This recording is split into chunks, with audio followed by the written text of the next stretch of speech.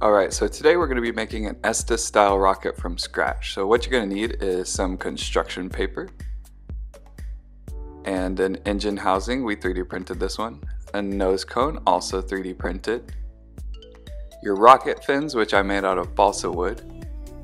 A 1/2 inch PVC pipe by 12 inch. And then about 1.5 inches of thin straw. A little piece of paper. Some glue, a ribbon about 1 foot, and some twine about 2 feet, and a paper clip. So all in all, you should have these supplies. So for this first step, we'll just use the construction paper, glue, and PVC pipe. Let's start by rolling the PVC pipe with our paper.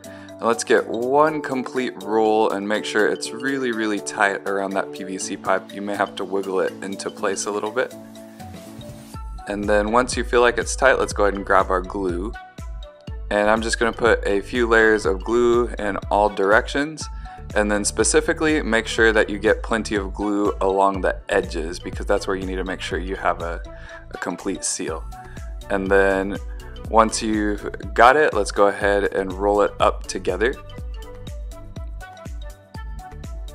And then let's go ahead and wiggle it to make sure we've got a seal along that long edge. And then you may actually end up having to hold this here for a second. So let me press it down with my fingers. And then we'll hold here for maybe like a minute or two. Alright, and then once you are satisfied that your glue has dried and you've got a good seal there, we can go ahead and pull it off of the tube. So this is going to be the body tube of our rocket. For this next step, we'll get our twine, our ribbon, our nose cone, and our little piece of paper. So first, go ahead and thread the twine through the little opening that we have here in our nose cone. And then tie a nice knot here. You may want to double knot it just to make sure that this isn't going to disconnect and you lose your nose cone and launch. And then about halfway down your twine, let's go ahead and tie another knot around our ribbon. So this ribbon is going to act as a parachute and slow down the descent of our rocket. And then lastly, let's take the end of the twine and we'll put it around 2/3 up our little piece of paper, and we're going to put some glue right there in the middle. Then I'm going to fold down that top third onto the glue, pinching the string into place. And then we'll put a little bit of glue on that last third. And then again, we'll fold it over.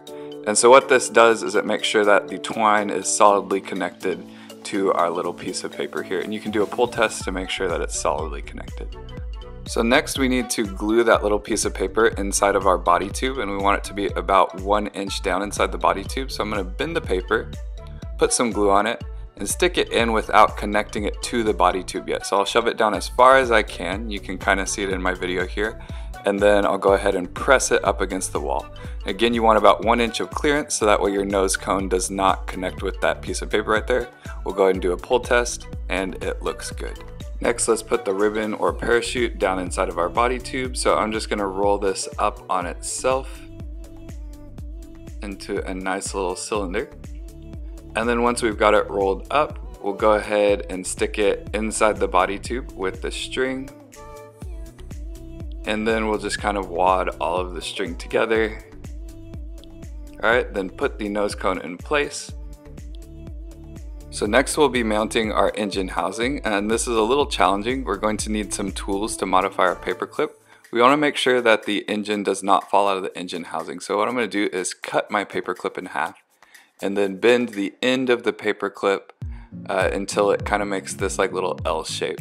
So I'll zoom in right here so you can see it.